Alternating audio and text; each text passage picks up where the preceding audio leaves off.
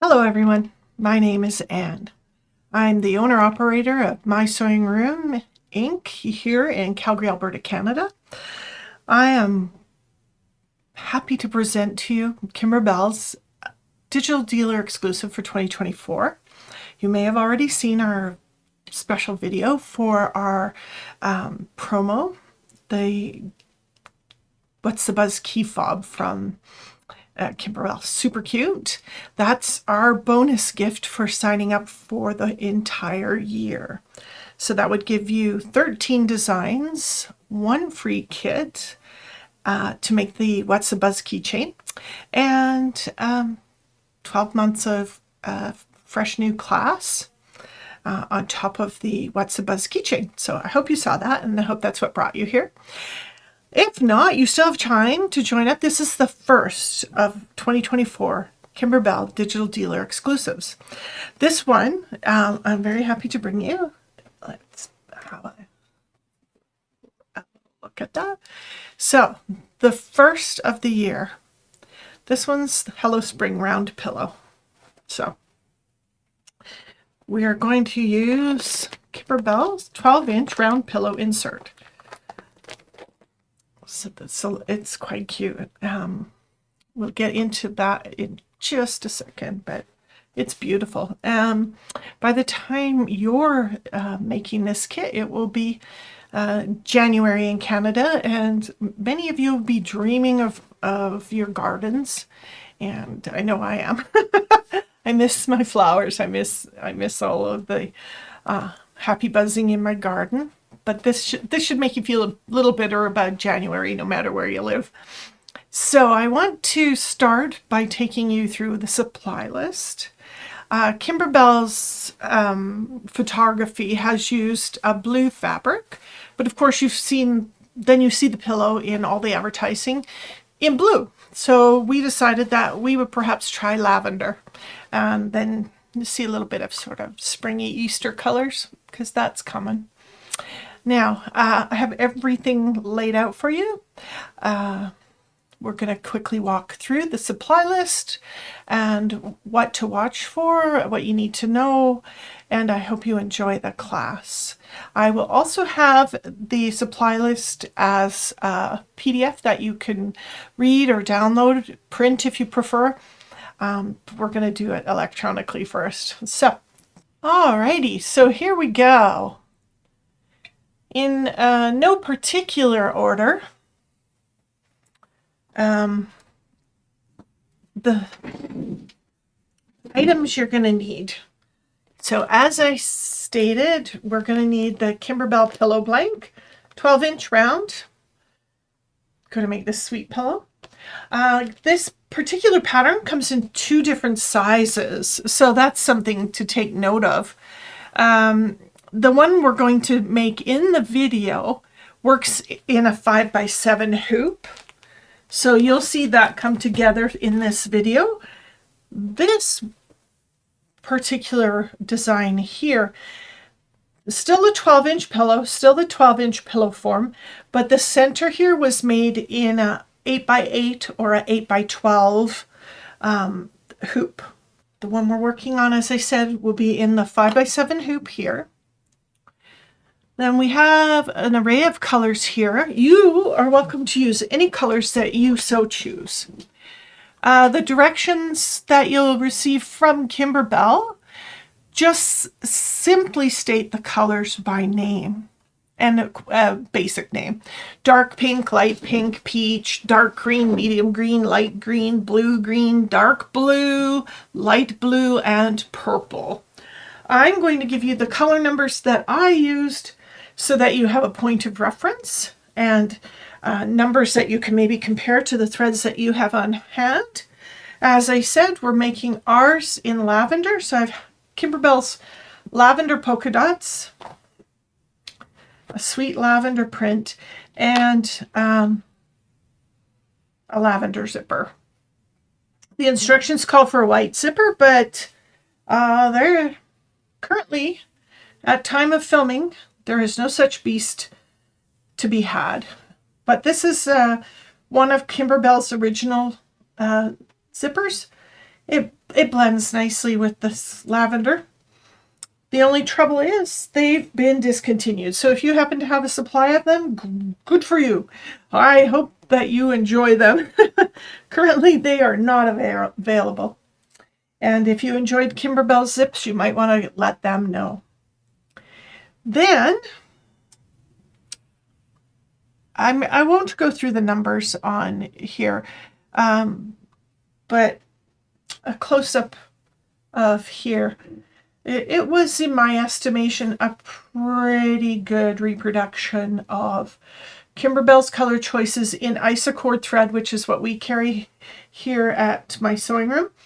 And just a note of reference for you, if you need a 1,000-meter spool, these are 1,000-meter Isacord spools.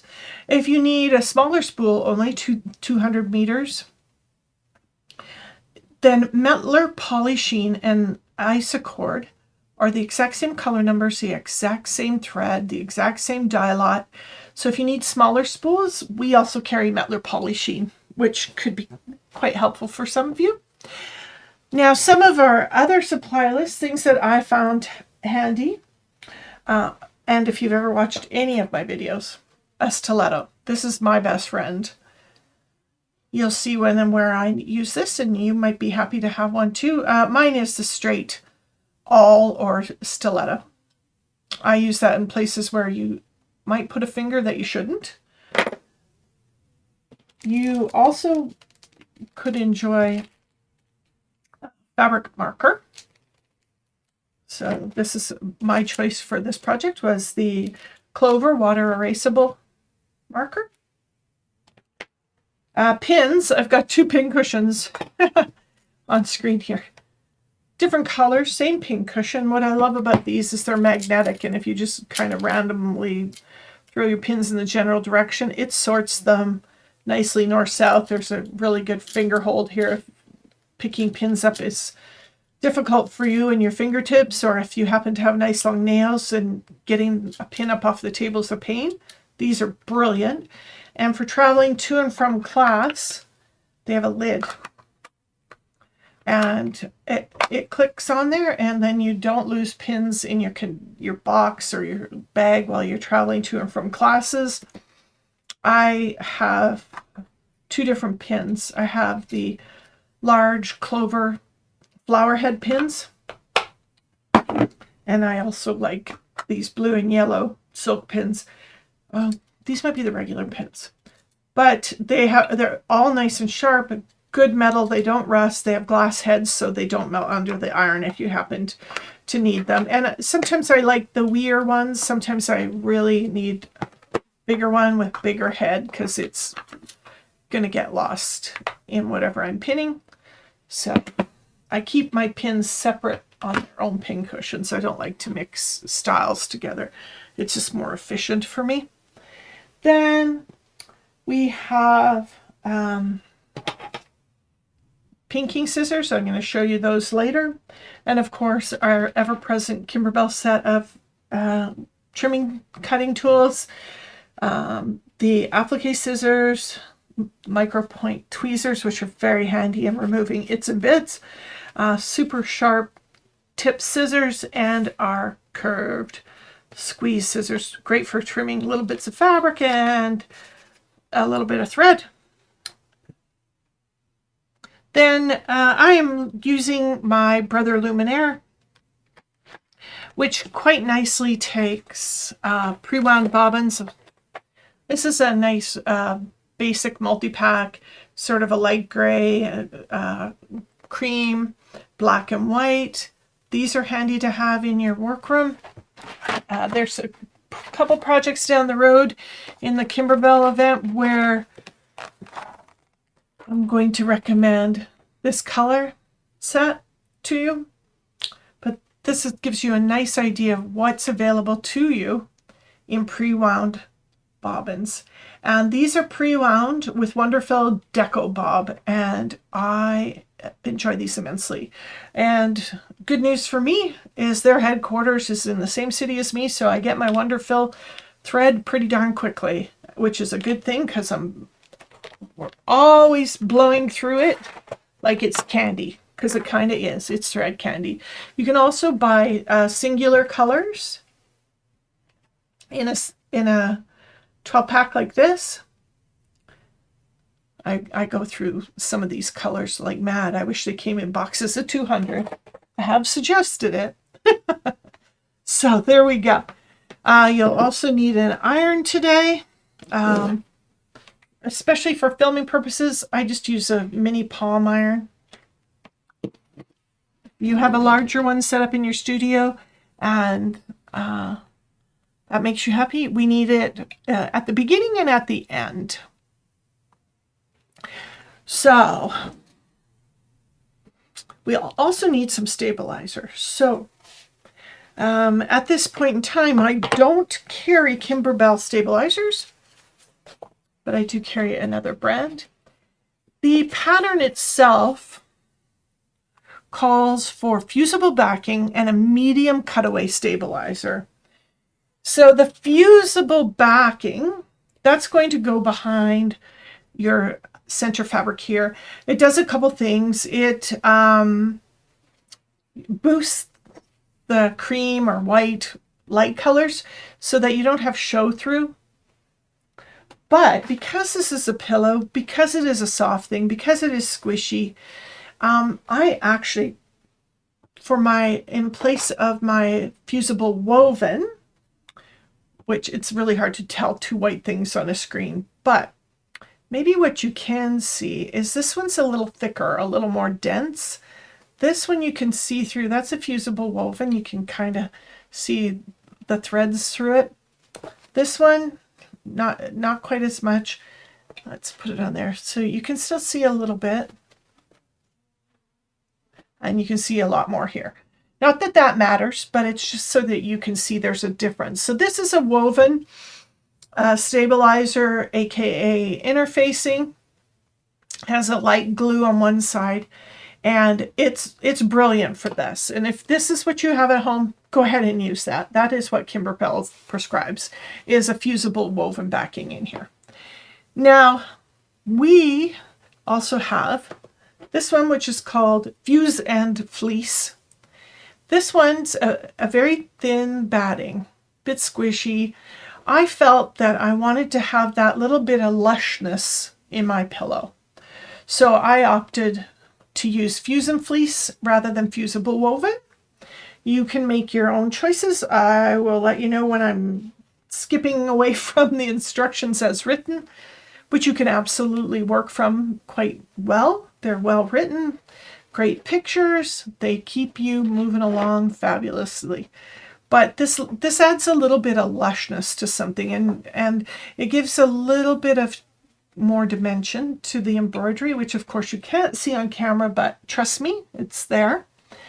And then in the hoop, as I said, we're using a 5x7 hoop, and they call from a medium weight cutaway, which absolutely exists, but I've chosen Stabilstick Cutaway. And so what you might be able to pick up there, this is a a sticky back medium cutaway. So there's paper on the front here. When I hoop my center square, it's just kind of floating on the medium cutaway. I don't want it to move. The cutaway is never coming out, so I used the stable stick so that it actually can't shift in the hoop. There's a lot of colors and a lot of time into this embroidery, and if it happened to shift, it might pucker, and you would want to cry after putting all that time into this beautiful embroidery. Another thing that just might be a wee bit helpful, Best Press, Mary Ellen's Best Press, I use scent free. All the scents are quite light, quite enjoyable for those of you who may not be allergic to scents. Often I have no trouble with scents, and I didn't have any trouble with Mary Ellen's, but given that we are in a public space most of the time, we have people coming and going that may be allergic. We've opted to stick to fragrance free. One of the other things that may come in handy along the way is Kimberbell tape. In this one with the sticky back, it eliminates some of the use of tape, but there we go. Alrighty, so I have my background, the lavender with dots. I have my Fusion Fleece. This piece will be 6 by 6, and I'm just going to recommend that your Fusion Fleece, your fusible woven, what I like to do is just cut that a wee bit tinier than the full 6 by 6. So take an 1/8 to 1/4 inch off of the finished size there. You'll find ironing it onto your background so much simpler. You won't have fusible on your iron. Just bring in my ironing mat here. So wrong side up on that background. Glue side to there. Just center it, and then I'm going to press from the top. Of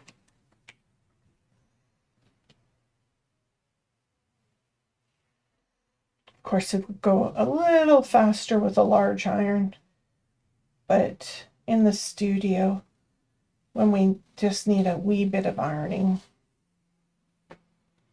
this will do the trick. And also, if we have to do anything inside the hoop, it does a nice job without getting too close to the edges. All right, so that should be sufficient. So you can see by trimming that a little smaller, it didn't glue down to my mat, it didn't get stuck on my iron. All those little things that can be a problem when you're fusing anything. I want to talk just a second about hooping.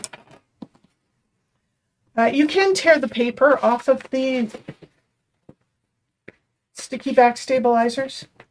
What I like to do is I'll just lay the back in and give this a little bit of finger crease just to make it a little more malleable when putting the hoop in, the center hoop in.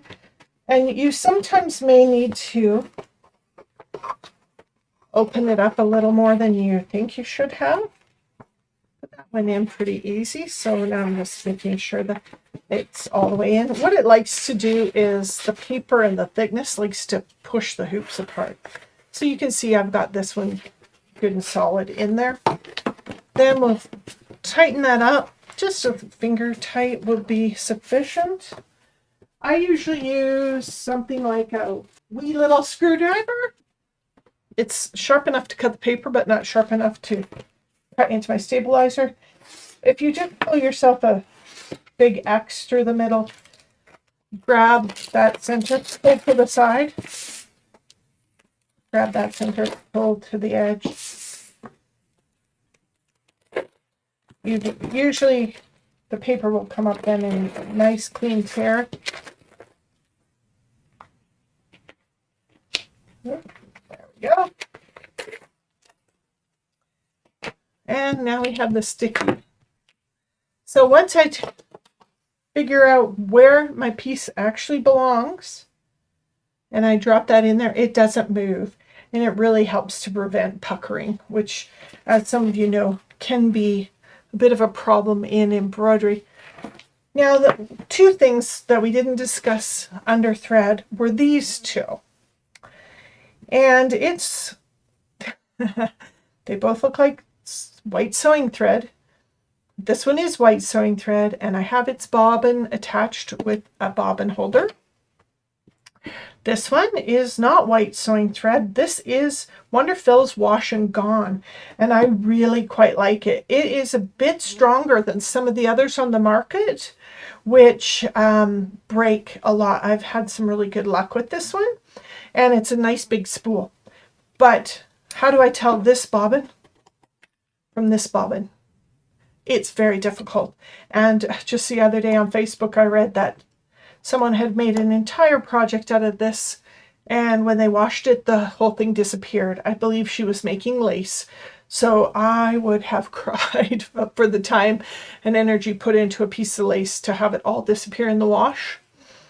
So how do I keep this straight? Well, hopefully you can see it in the water soluble. I put a WS on here just in case I inadvertently forget to attach it to the spool, so I know exactly what it is. And then of course there's nothing on the top of this spool. It's just sewing thread, but I'm keeping it attached to this one because it's also hard to tell in a hurry whether this is sewing thread, bobbin thread, embroidery thread. What is this white bobbin thing? So I like to keep those together. Now, if you happen to have a machine that has much larger bobbins, these little bobbin holders here, while quite handy, they don't hold those big spools. However, this kind of wishbone shape version does. You just push that down in and it keeps them together. So there's other options out there that you might be interested in to keep bobbins and thread together. One of the projects later this year with Kimberbell, we have a lot of matching bobbins. And if you want to keep them together, just know that there are ways to keep them together. Okay, so join me at the sewing machine.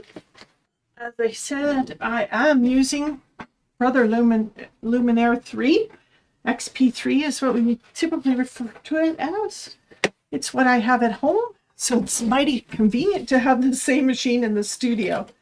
Now for this particular project, the first thing I'm going to want in there is a nice white pre-wound bobbin. And remember I had pre-wounds earlier? Well, I'm going to keep plowing through with those. It'll be lovely underneath my white fabric, so nice white pre-wound. So that should do for this project. You're going to want to load your design, which I have done. You may need to put your embroidery foot on.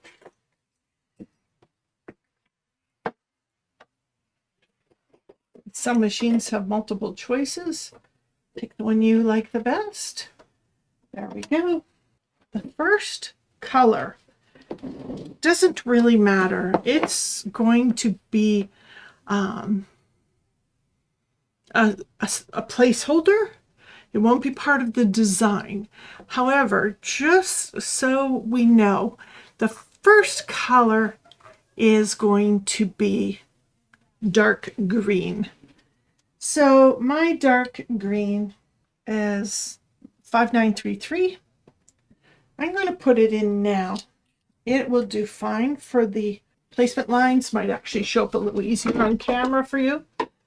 If you are not sure, when it just says neutral thread or some other innocuous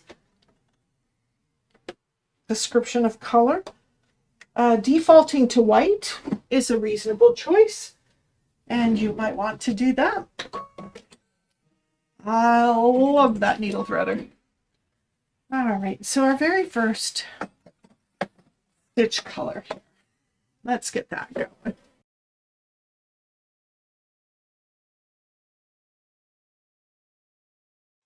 So color step number 1 puts both of those lines in there. That's going to let me know exactly where I want to place this fabric. So you want to center it over that.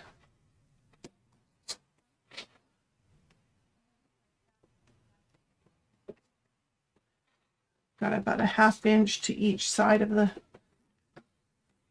top, bottom, and the sides. There's about a 1/2 inch extra. Then remember, I use the sticky back, which goes against the directions. So when you put this in here and give that a good push down, it's not going to move. Now, step color number 2, we're going to do a tack down trimming line. And if you're worried about this showing through the finished pillow, you might want to switch to white Right now, that's what we're going to sew it together with, but I believe under the ruffles, that green should hide. At the end of it, it's going to be just in here, and I think that the lavender will hide that nicely. So I'm gonna go ahead with green, because up until now it's asked for no particular color.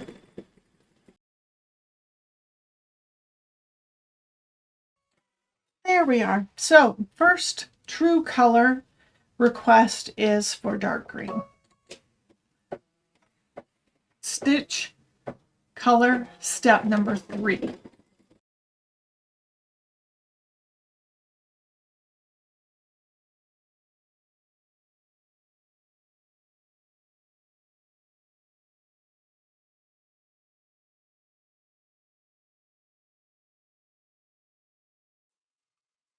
Alrighty, so now we need color number 2, which in this case is light green, and I have chosen color 352 is color number 2.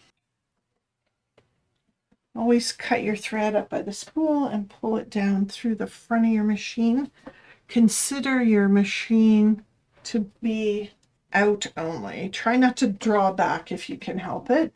If things get stuck or broke and there's no tail showing, of course you must just want to give your machine the best you can give it so it gives back to you happy, trouble-free use.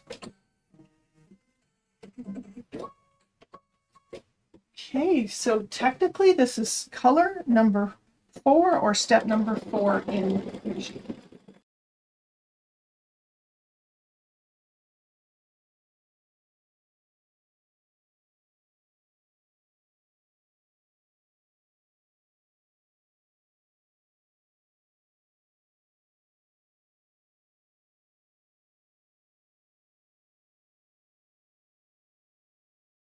All right, we have step color number 5, which calls for the medium green. Medium green for me and my project is Isacord color 454.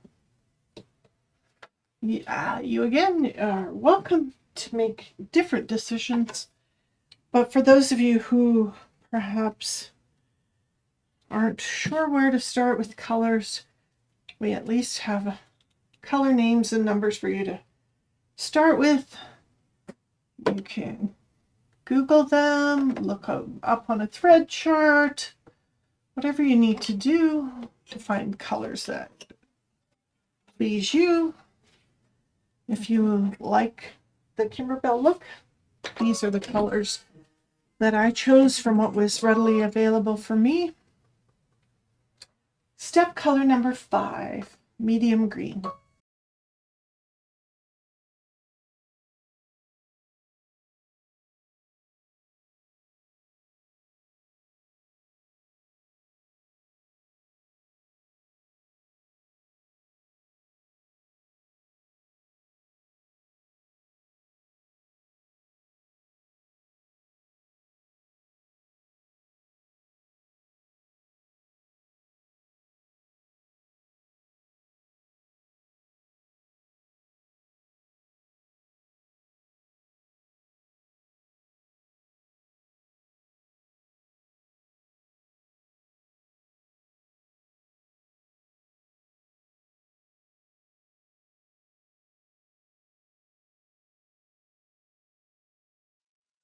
All right, stitch color step number 6 is medium blue, and we have 3962 Isacord medium blue. At least that's what I've chosen.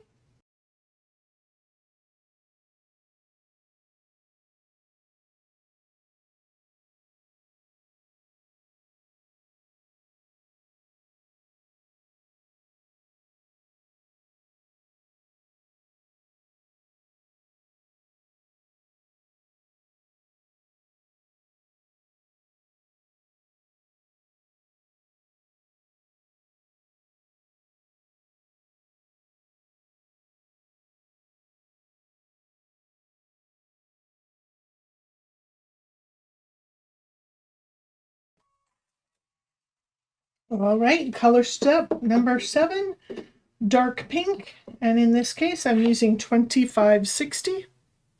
There are darker pinks out there, certainly, but this is the one I've chosen. I did quite enjoy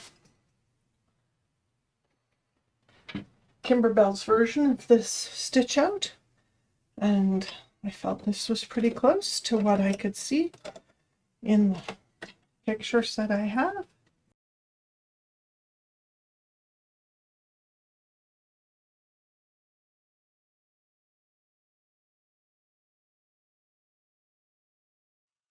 Color step number 8 is light pink. I'm using very pale pink, 2170.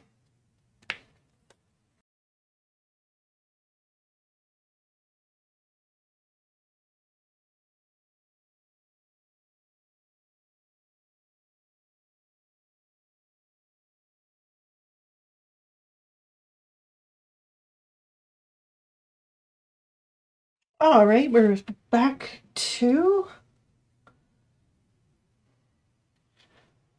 the light green from earlier. We're just going to finish up those little flowers.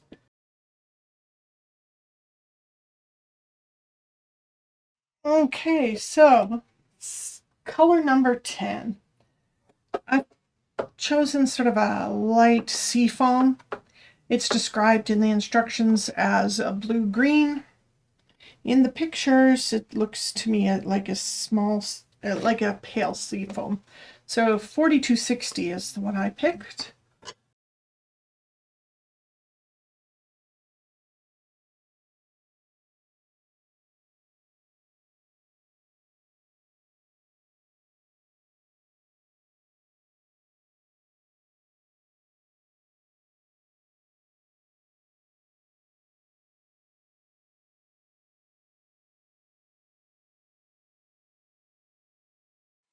Alrighty, so we are at step color number 11.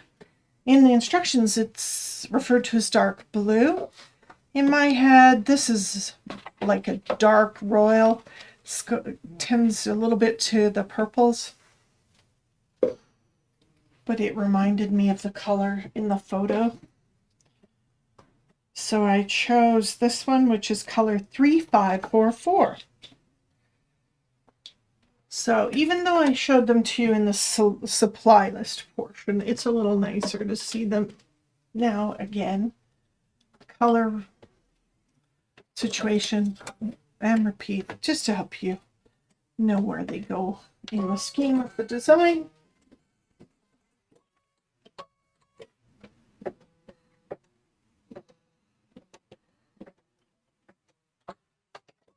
Yeah, little tail showing there. So I'm going to go in and snip that out, not cut the needle thread. Never stick your scissors or your fingers in a moving hoop.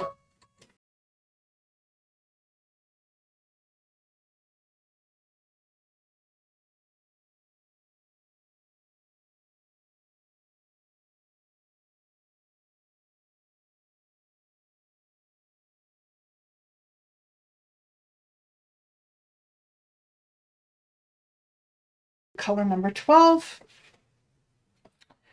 which is described in the instructions as peach, but it's a very pink peach, very soft. So I've chosen this, which is not quite true pink. It's to the peach. It's color number 1860. I believe its true name is Shell. So it's not shell pink, it's not shell peach, it's just shell. But it's orangier than the first 2 pinks I used. That's why I chose it. And like I said, it reminds me of the color in the picture.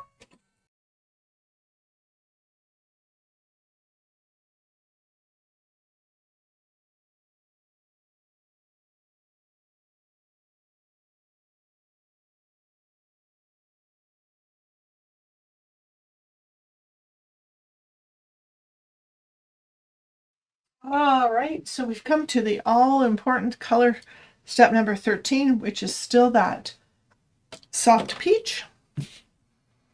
And big instructions there ask us to change that bobbin. So we're going to take the proper 60 weight bobbin out. We're going to put that lovely water soluble bobbin thread in. There's more than one way to do this. They're covered in the instructions, but I'm telling you that this is the simplest of them. So water soluble thread in the bottom and our lovely soft peach in the top.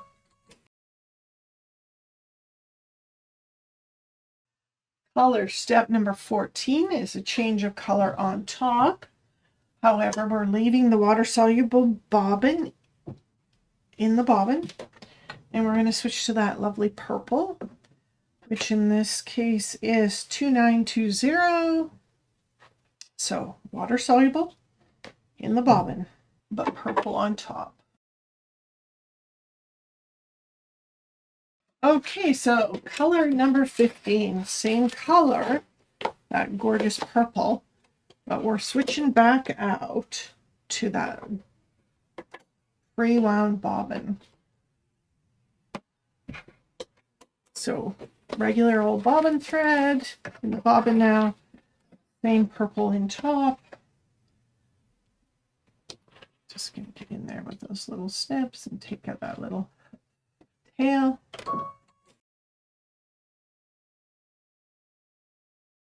All right, color step number 16.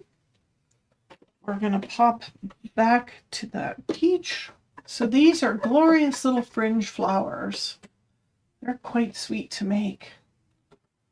I'm hoping for some of you this is the first time you've ever tried them and you find them to be as adorable as I do.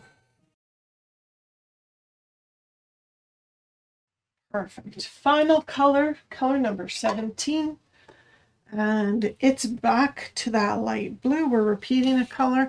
It's going to drop some detail in on those beautiful dark blue.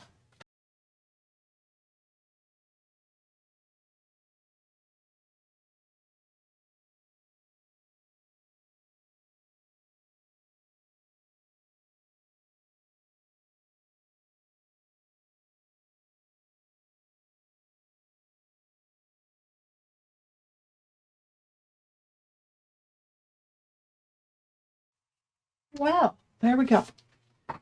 17 colors, all finished. I'd like to show you here. There's that peach flower, and there's that purple flower. You can see in the close-up here.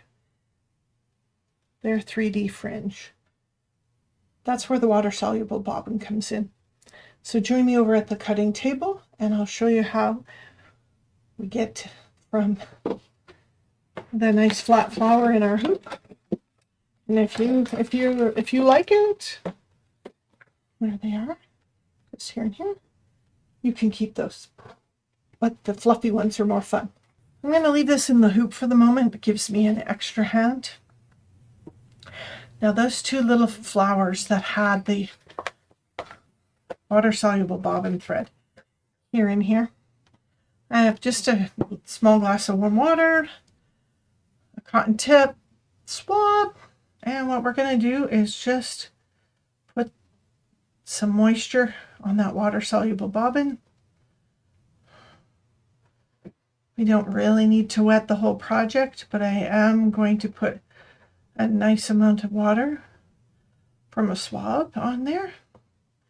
Give it a minute to soak. You can apply a little friction with the cotton swab. Just give that a half second to sit. Let the water do its job.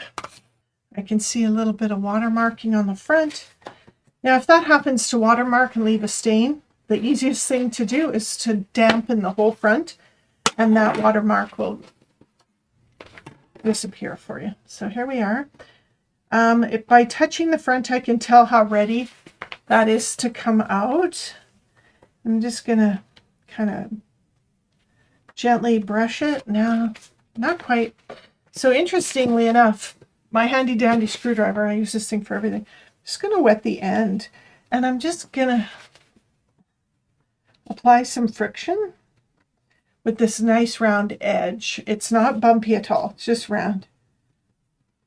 And it isn't my finger, and all I'm doing is, let's see if I can bring this up. I'm just running circles on the flower with it, just little wee ones.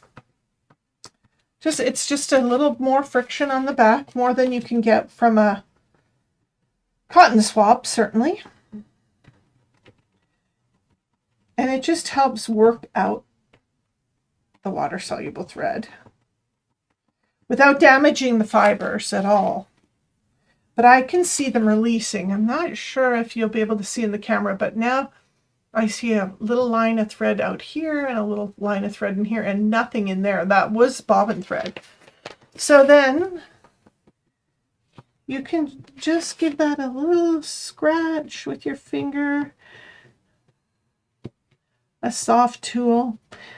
If any of you own a fabric eraser, you can get in there with the fabric eraser and you won't damage the fibers, but it's a bit gummy, a little bit rubbery, and it helps to pull those fibers up out of the background.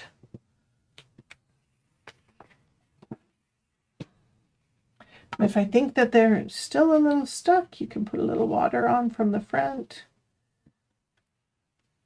Can scrub with the cotton swab, but doesn't quite have the same power. But it'll do. Let's see. There we go. You can see that one's just caught a little bit. Let's see if I can get in there with the corner. There goes one of them. You'll be able to see each and every stitch, and you'll be able to see if it's releasing or not. There's a couple over here that didn't. Just gently encourage them to the surface. And there we go. We have released. It's a little blurry there, but there we go. Certainly not as big as the 8-inch hoop, but certainly sweet. People always ask me why they need such a big embroidery machine. Bigger embroidery. Okay, so here we go. Now that really dark green line from way back when, if you recall, that is where we're going to trim this out. So I'm actually going to grab my 8-inch French European scissors for these. Just slip in here. And I am going to stitch, cut right 2 threads from that green. It does say you can cut right on it, but I'm just going to let the green thread remain. It's going to just keep everything down. So I'm right next to it, but not on it. You can cut right on it, absolutely, if you find that easier, but I'm happy to cut just next to it. And then that holds the edge of the fabric to the stabilizer, which I appreciate. And it helps keep the background from fraying. Some fabrics out there, you know, they fray if you look at them the wrong way. And if this happened to be one of them, you wouldn't want it all fuzzy for the next couple steps. So here we go. Just going to trim that out. There we go. I like having that stitch in there to get myself a nice medallion out of there. Rest of this, yeah, sometimes I keep this for patching things that tear while I'm stitching, but not today. All right, so we have some pieces that we would have cut from the beginning, and we need to a minor bit of prep work here. We need to cut the long piece here, which is the front. It's going to go on that medallion. There we go. So you can see there's the difference between a 5x7 and an 8-inch hoop. So I've got the front part cut. Then there's 2 pieces for the back. They need a little bit of pressing. I'm just gonna iron those flat.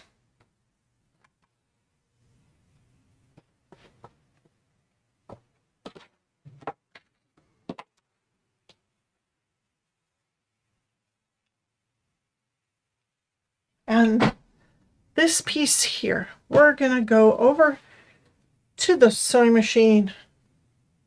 We're going to put a stitch here, and then we're going to do a ruffle stitch around the top. We're going to stick to the traditional way in this video because most of you have access to that. I'm just going to convert my sewing machine from embroidery to sewing. I'm going to bring in the white sewing thread. All right, so this seam here, this requires a 1/4 inch. Got a 1/4 inch seam here. I'm gonna just spread that open a little bit.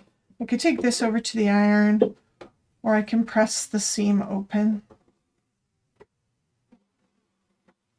Just finger press.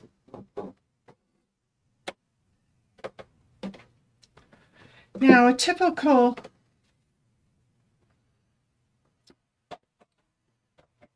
stitch for gathering is an extremely long straight stitch. So I'm just going to increase my stitch length. I'm going to sew from the edge here at a 1/4 inch. Right up to the first one.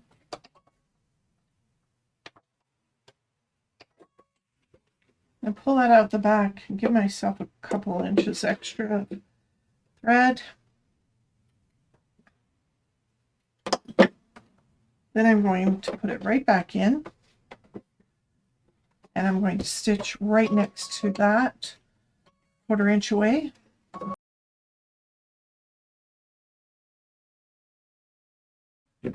All right, so we've got two very long stitches in here at a 1/4 inch and a 1/4 inch away from that. All right, join me at the cutting table. My instructions are going to veer off a little bit from the instructions. The instructions have you gather this first and then try to fit it onto your circle.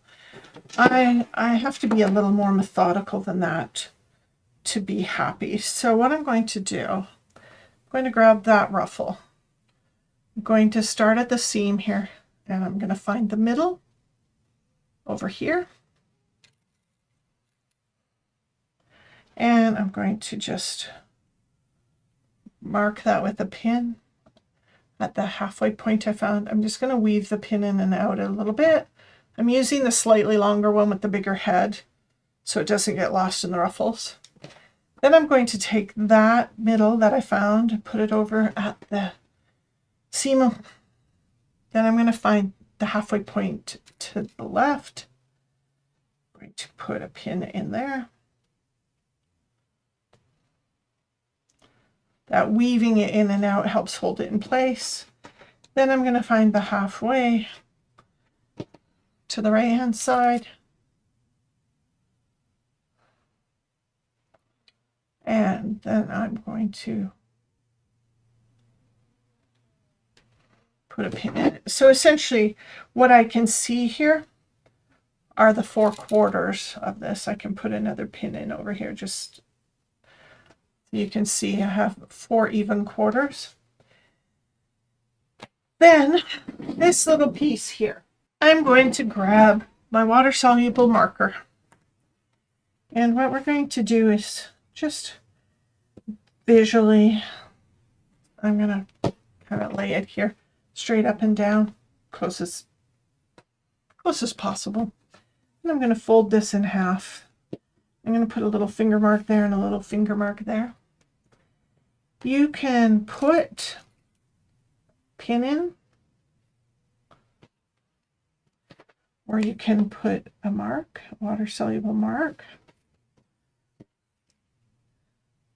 And the mark is a little easier on this. Then I'm going to fold those two marks together. Then I'll find the halfway here and here. Put a little pinch in there. Put a little mark there. And there seems to be more than one mark there. There we go. So now that has been divided into 4 quarters as well. That makes me happier. Then I'm going to take the seam allowance and I'm going to right sides down, gathered portion to the edge of the circle. And then I'm just going to pin that there.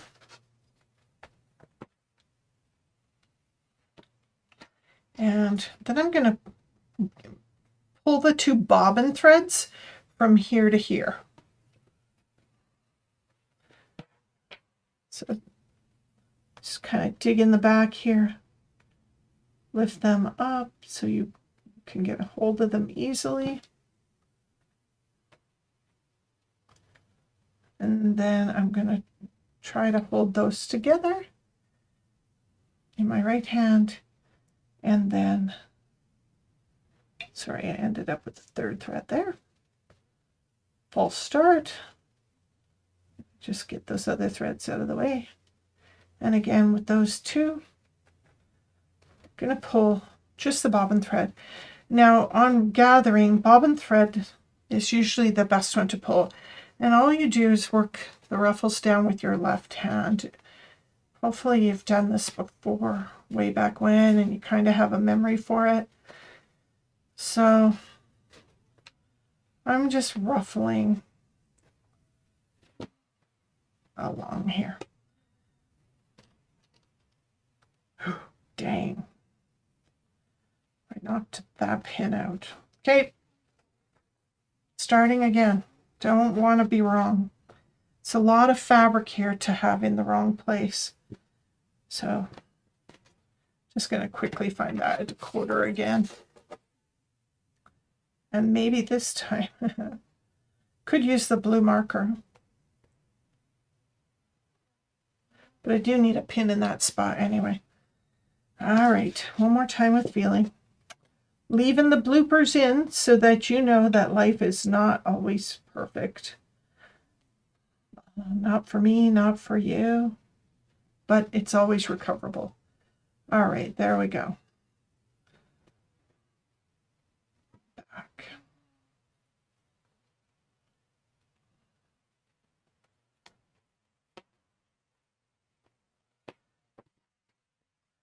Just going to work those ruffles up to the middle pin. Just keep walking them over there. Then I'm going to put that pin in the top of my circle. Just going to pin that there so that I can see how much ruffle I need from this pin to this pin, from that mark to the top mark. Just going to kind of pin in place right now. And then you can move the ruffles around till you're happy. And there, when you've got it pulled up enough that they want to lay down there, you'll know you've got enough. It's a little tricky moving more ruffles past the pin once it's pinned, but not impossible. Okay, so there you can see this is now starting to fit there. And I have pretty much pulled enough, but I have a flat spot here. So use my little screwdriver, my finger, just to move the ruffles, make them a little more even along that curve. And then I'm going to actually switch pins. is I know that the flower head pins there are the middle points, the quarter points. So I'm just going to tuck a couple of those little ones in here, just in case I knock something else out. I have a better idea where I'm starting. And I'm just going to put a couple pins in place there. And you can still fudge the ruffles around. Okay, so through the magic of television, I'm going to do it 3 more times.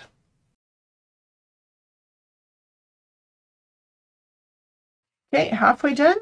What I'm going to do now is go back in, find the bobbin thread for this other direction, and pull the other way. This way I never accidentally pull my whole thread out. Or not only do you have to re-pull from the beginning, you actually have to go back and stitch. So just finding that tail.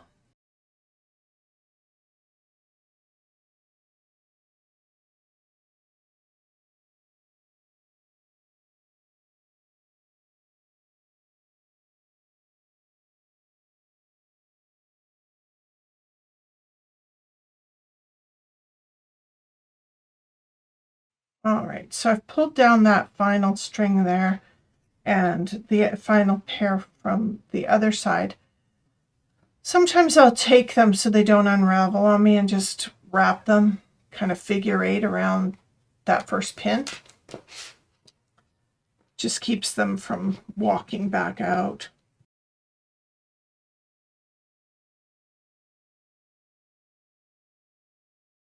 There we go. So all of the excess is going to be up here in the middle. And now we'll go sew that piece. So join me at the sewing machine and I'll show you a couple little tricks there.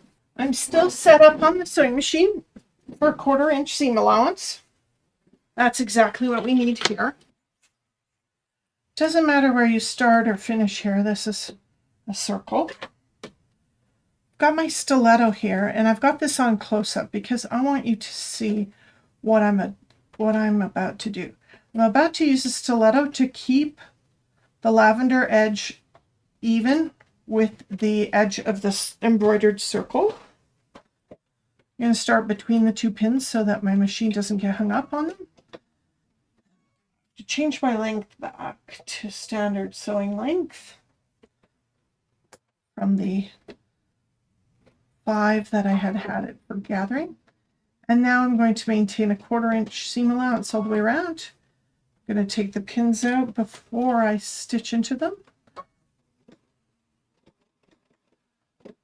Try to keep the edge of the foot even with everything. And I'm taking my time. There's no slow-mo here.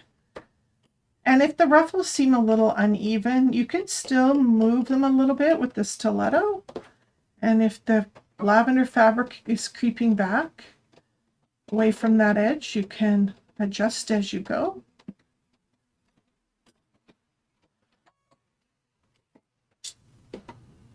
You don't want to let it travel all the way under the foot so that you actually stitch into the stiletto, but you can hold that in places your finger won't go and get a really nice bit of control in places your finger can't go.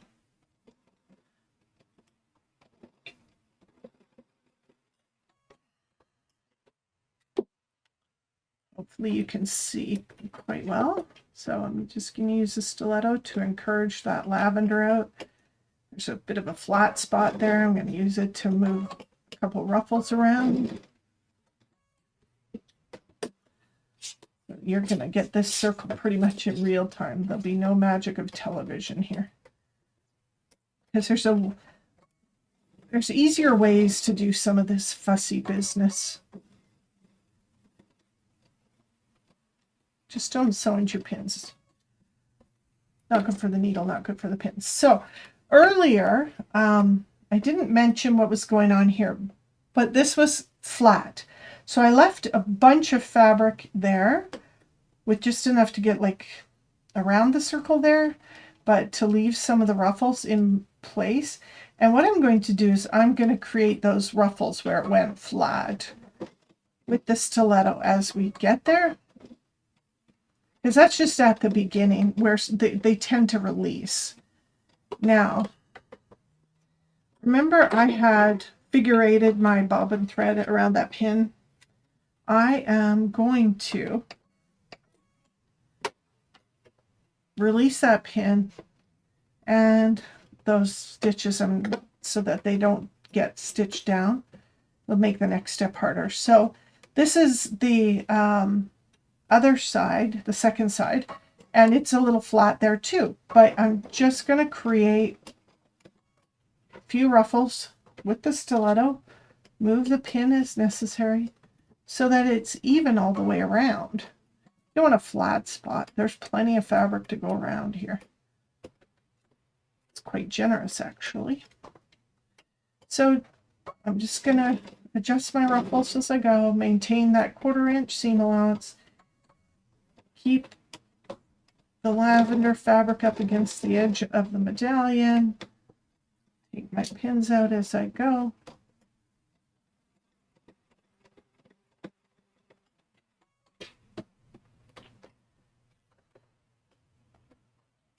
Manage any flat spots. So many things going on, but my stiletto is my friend. So we're almost at the end here. Just gonna mush this around a little bit so that I have a nice round edge here. Maintaining that 1/4 inch seam allowance. Coming back over where I started, overlapping maybe an inch, not really gonna do a back stitch. Cut my thread.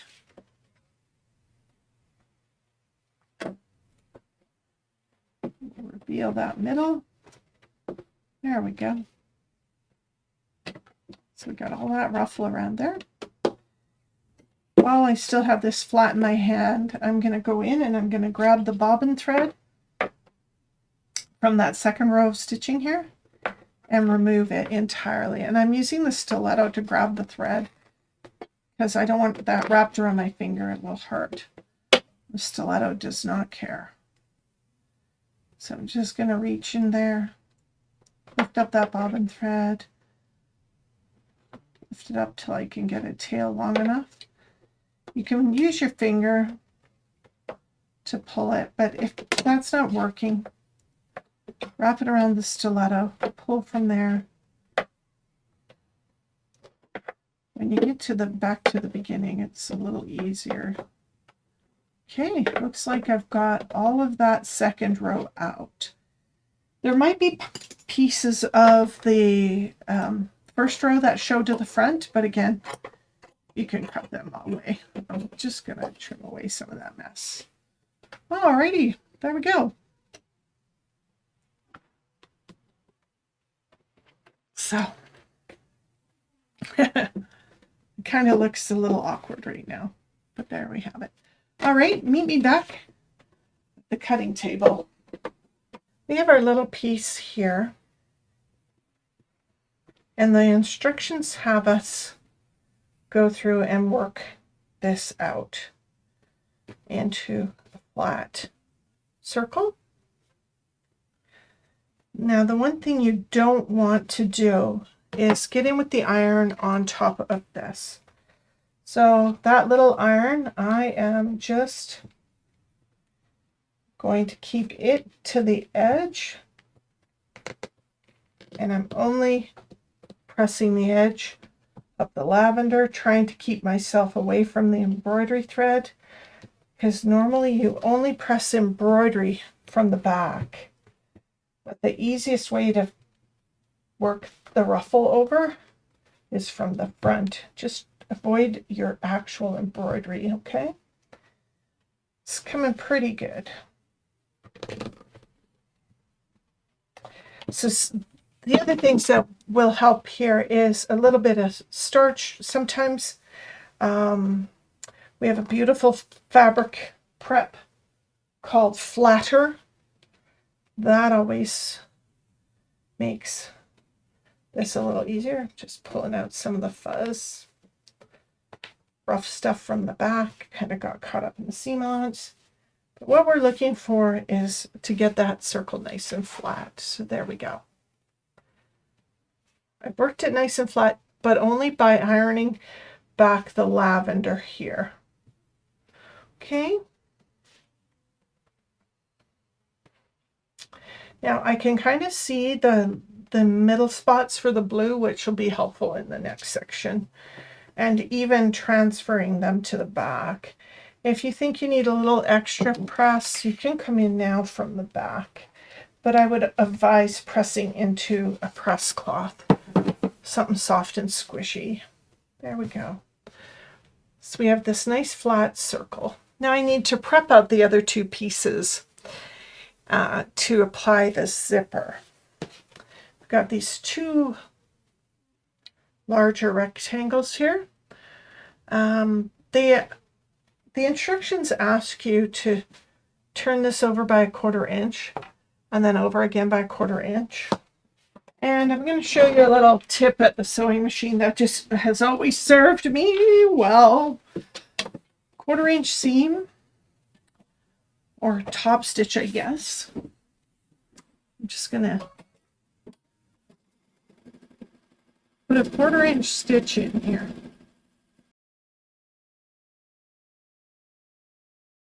So what that does for us, shows me where that 1/4 inch is. And over at the iron, it wanted you to iron over 1/4 inch, fold it over again, another 1/4 inch, and then stitch it down. I don't know about you, but 1/4 inch and the iron and my fingers gets a little dicey. So what I'm going to do is actually fold on that stitch, and what it does is it helps stop this from stretching. Then I'm just going to roll that over onto itself.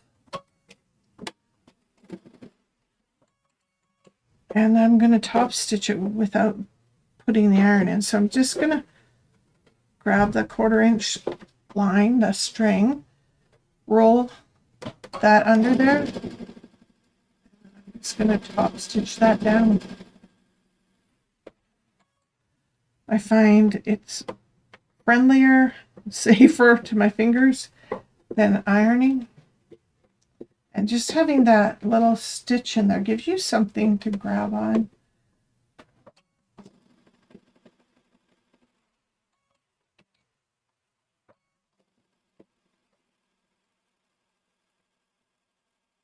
And that sort of stay stitch that we put in there helps us from being stretched while we're trying to get that little microscopic 1/4 inch hem in there.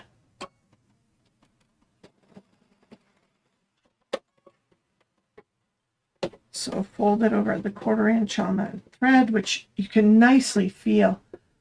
I tried to explain to someone the other day that a lot of what I do, I feel it, I don't see it. So folding this under and then working from there is definitely a feel.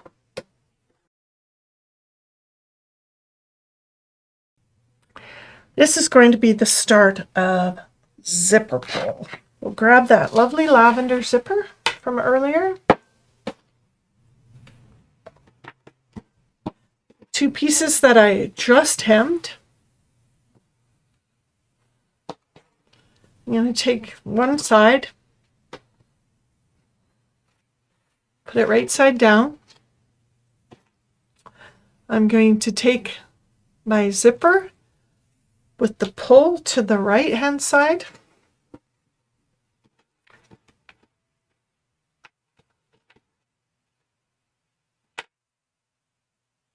Right side down there. Then I'm going to center this piece on that zipper. That's just going to help us avoid any of the hard, chunky edges as we get this zipper sewn in. It's a very super simple zipper to do. So we've got that finished edge, that hem that we just did. And we're going to bring this onto that zipper tape, centered here. And we can tape that in place. This is Kimberbell paper tape. Easily sewn through and then removed. So we want to center this on the zip. There's the flower pattern there. I'm just going to pick the same spot all the way across where I'm going to attach that zipper. Basically, I'm looking at two of the holes from this little flower.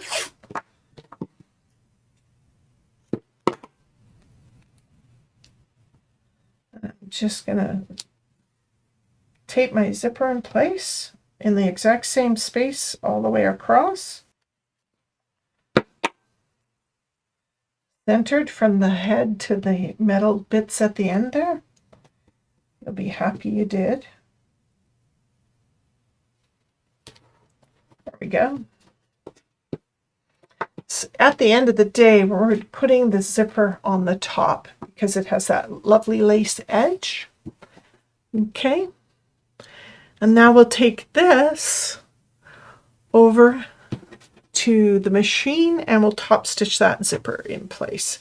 This zipper doesn't require much in the know-how of making stitching in zippers, which a lot of people have suffered trauma over the years. This is going to be super simple. So we've got that taped in. We've got it centered in a nice way, evenly all the way along. I'm going to use the white thread. Might help you see. I don't need a zipper foot. I am going to put the edge of the foot right up against those zipper teeth. And then I'm just going to top stitch this in place.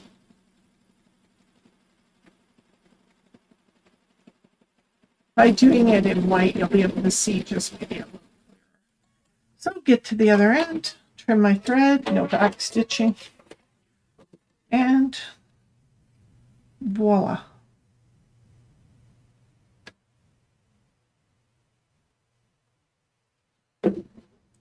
We did stitch through the zipper tape, or pardon me, the sticky tape, but this tape is designed to be stitched through and it tears out super easy. We're going to do the same thing on the other side.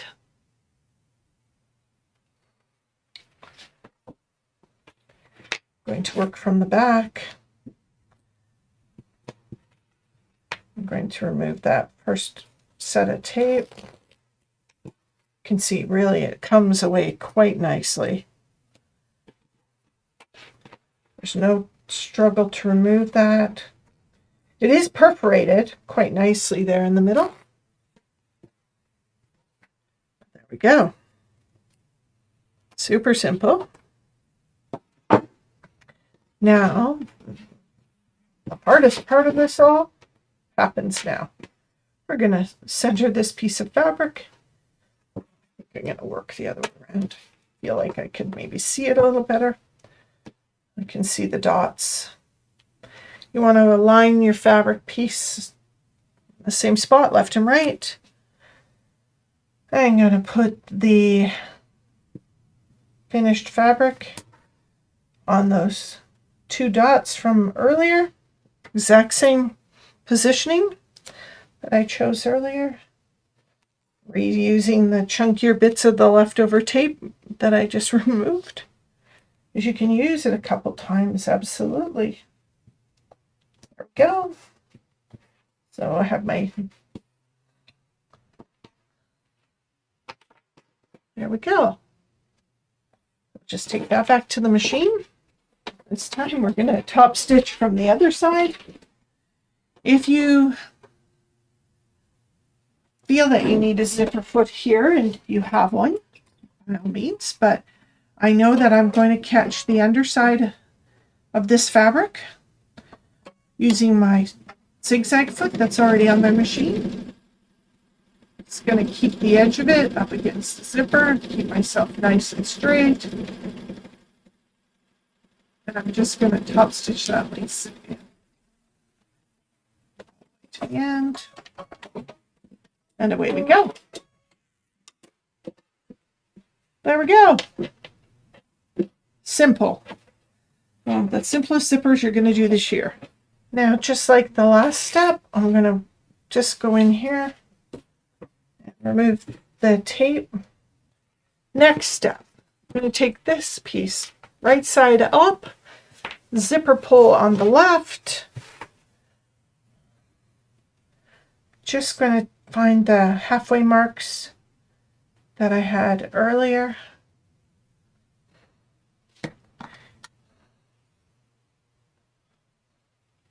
I'm just going to mark with a pin so I can see. They're more important again here in this step. So that's the horizontal middle that I was looking for. Not the top bottom, but the horizontal middle. I found those marks from earlier and put another pin there so I could do this step a little simpler. What we're going to do is we're going to lay that circle on top of the zipper and the back fabrics. And we're going to spread that circle all the way out flat.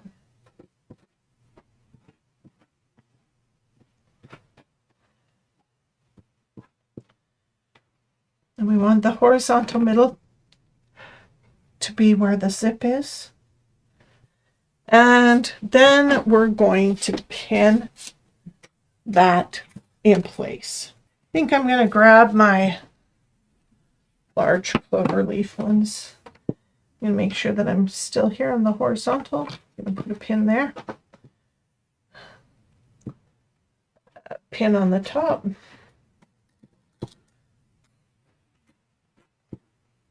Pin on the bottom.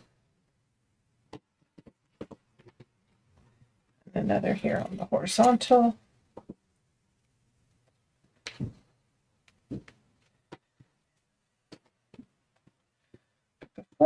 Before we get too far, I'm gonna show you a little treat.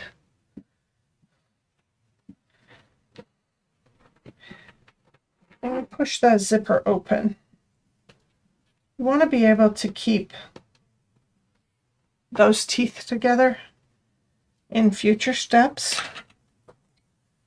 You might want to tape those together so they don't move.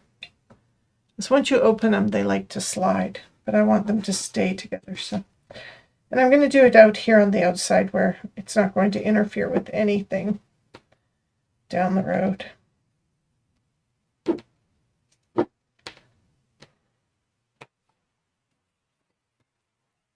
And all I'm doing is keeping the two tapes together because they kind of like to push away. So there we go. I've opened the zipper a wee bit. I'm going to put this pin closer to the zip. And as we go, you can put more pins around. Here we are back at the machine. And now we're going to put our final bits back together. Before we get too crazy, I'm just going to flip this over. And I'm just going to reach in here a little bit, open the zipper a little more.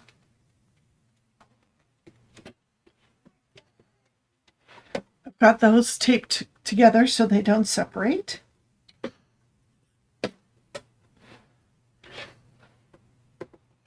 Now we're going to go back again with that 1/4 inch seam allowance. And we're just going to sew along the edge of that circle. Start and end wherever you want. It is a circle. So there we'll get a couple stitches in there. Just going to grab my little magnetic pin cushion because as I take them out, I just throw them in the general direction of the magnet, and the magnet grabs them out of the air and lays them down on that cushion. So, a couple little tips. Stiletto. I'm going to use my stiletto to bring the fabric out and flat. And you can sew over a zipper like this, no problem. Don't sew over your pins, however. So I'm just bringing the stiletto ahead, keeping this flat, just watching that in this space that's going under the foot and then under the needle, that it remains flat and I don't actually sew any pleats or puckers in. It works surprisingly well. So between my two pins, I'm just making sure the circle's out and flat while avoiding sewing in any puckers or pleats. Just using that stiletto to keep things all the way out and flat, rather than put 1,000 pins in there. This, as you go, you can see where you're going, where you're at, what's happening right in front of the needle, and you can manage it. So we're just making sure the circle's full flat, and it looks like there's wrinkles maybe being sewn in there, but I can attest they are not. There's some wrinkles over here where the circle is still a little ruffly, but out here in that 1/4 inch zone, there aren't any. So I overlap my stitching by about 1 inch, and let me see if close up is any better. So as we twirl around here, you can see that I have not sewn any pleats or puckers into that circle. However, what I am going to do now is I'm going to set my machine up for a zigzag, just a standard everyday zigzag. I'm also going to make it as wide as I can make it on my machine, which between 6 and 7 is enough. Now in that seam allowance here, I'm going to put center my foot right over top of the zipper and that seam allowance. I'm going to turn the length of my zigzag down to actually 0. And I'm just going to move back a little bit. I'm not quite in the seam allowance, and I'm just going to bar tack over that zipper. I'm going to do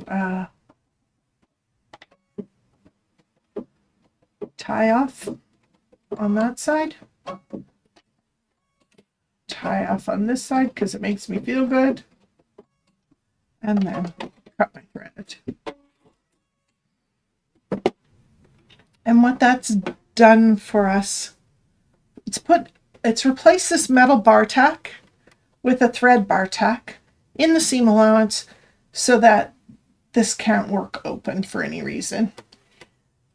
And I'm going to do that on both sides. Remember, this side's open and I put that tape there so it wouldn't move on me.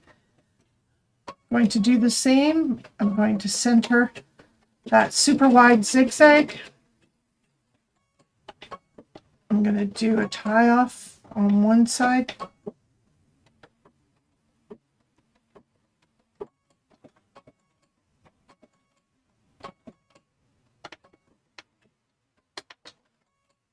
Another one on this side. Okay, so I've got a bar tack on both sides of that zipper. Got our square background, our round pillow, our zipper. I can now begin to turn this. So I'm going to cut off the zipper, both sides, with a pair of really good sharp scissors. And then this is where those pinking shears are going to come in, when I mentioned them earlier. When you have an outside curve like this, it's nice to have some of that bulk cut out. And if the fabric is fraying, this will help. So let's do that, shall we? We're just going to go into that 1/4 inch seam allowance and cut next to it, but not into it.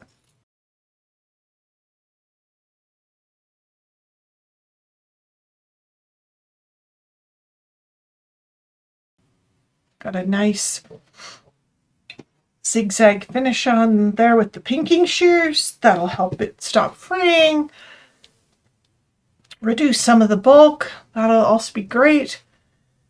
And now for the astonishing part. I took the pillow out of the packaging earlier They're backpacked when they come, and they are a little bit squishy flat. So taking it out of the package and letting it rest, it puffs up nicely.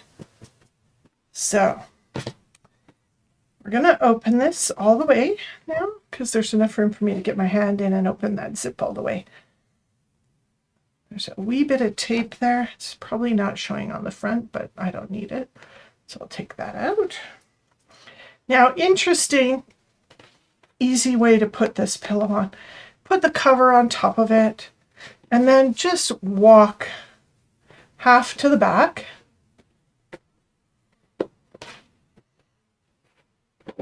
And then you can hold this down and walk the other half over to the back.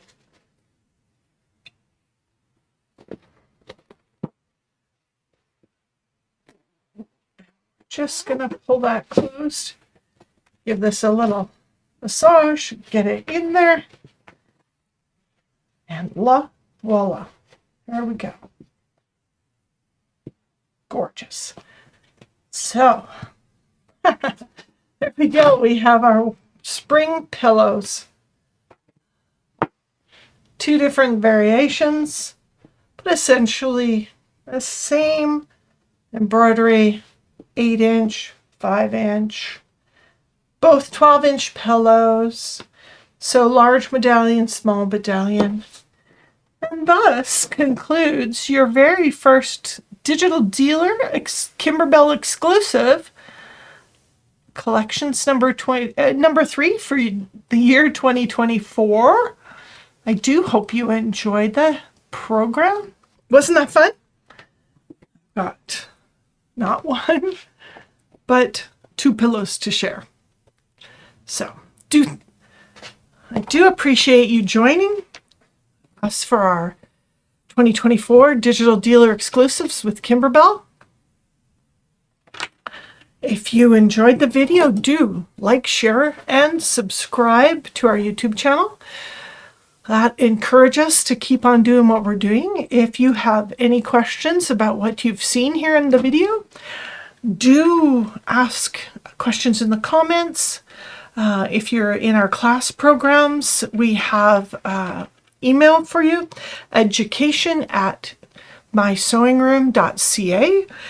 One of the instructors will kindly answer any of the questions you have. If you would like to purchase any of the products you've seen here today and you happen to be in Canada, we would certainly be willing to help you out. Firstly, though, shop local.